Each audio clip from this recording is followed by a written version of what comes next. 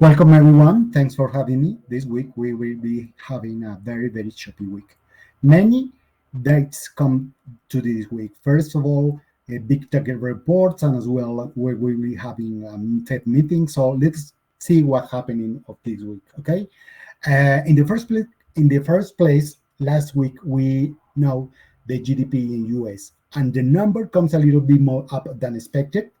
The US growth rate was about the 3.3%. Above the expectation was 2%.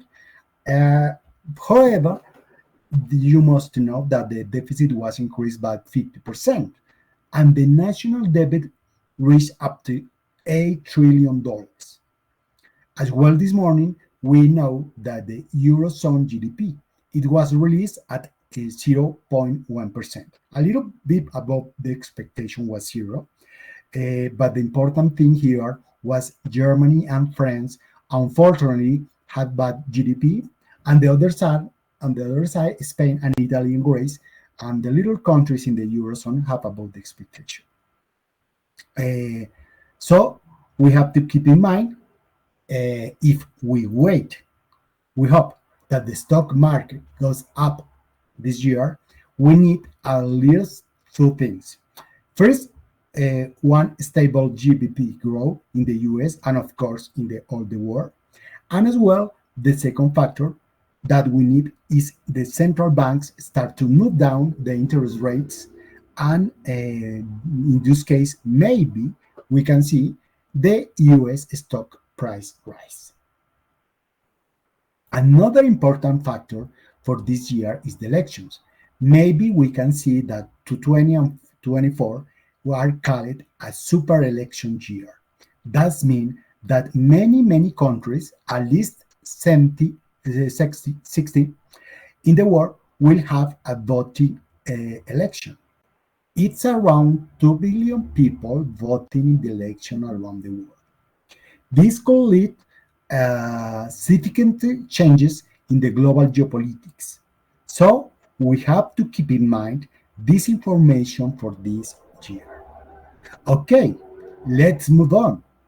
The first biggest of Magnificent Seven, that is Tesla, released earnings the last week. As you see, the price of the stock was around 250 and then fell 12% to 180. This was because the missed of sell expectations. This is due to the competition from BYD, a Chinese electric vehicle company that year by year started to increase their sales around the world.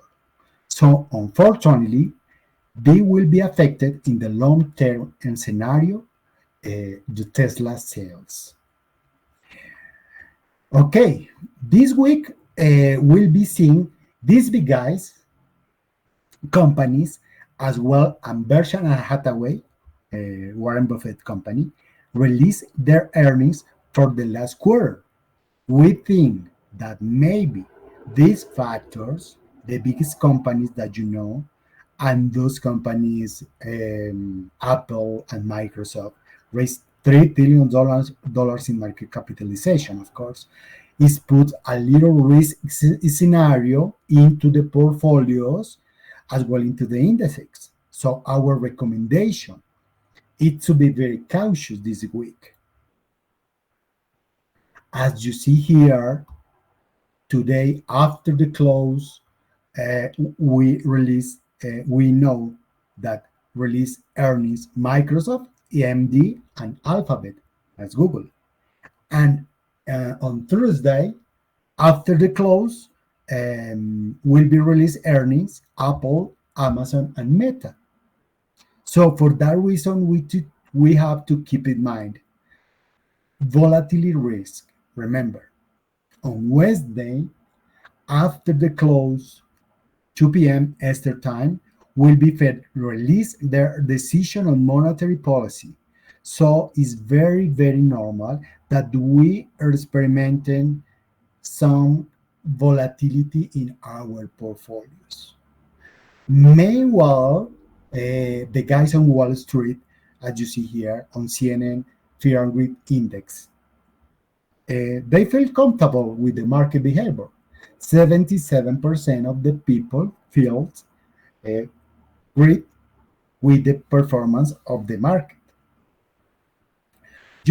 January finished maybe around or little above 2% of the S&P profits.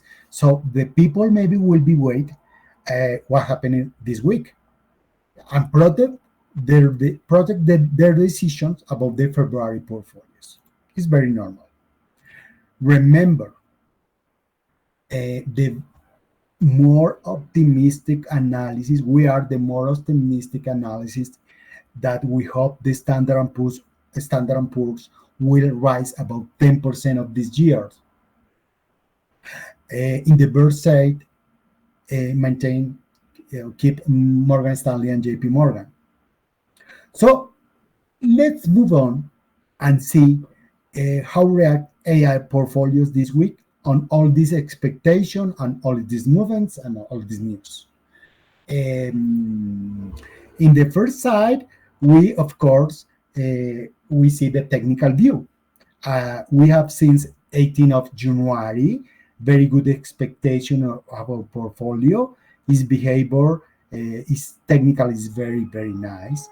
Remember, we use GTI indicators that you can find in Bloomberg Professional platform, and I think they will be very, very useful to complement your own analysis. We have here all our history of our performance in the last 5 years.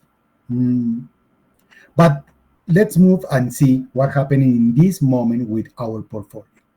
We can detail that we start to sell the technological sector. We only have 8% of participation in our portfolio, and here we see a huge participation of 30% in the healthcare sector. These two are the more important movements in this week. Our principal stocks in our portfolio in this moment are Google, Berkshire Hathaway, JP Morgan, and another healthcare stocks. After that, we can see the return year to date or month to date, and this time is almost the same. We in our portfolio rise 6.9%. Remember, this is real portfolio. We cache the information of our statement of Interactive Brokers. And comparing with us, we can see the second place, Morgan Stanley, Charles Schwab, BlackRock, Fidelity, Vanguard, all above the S&P 500. Okay?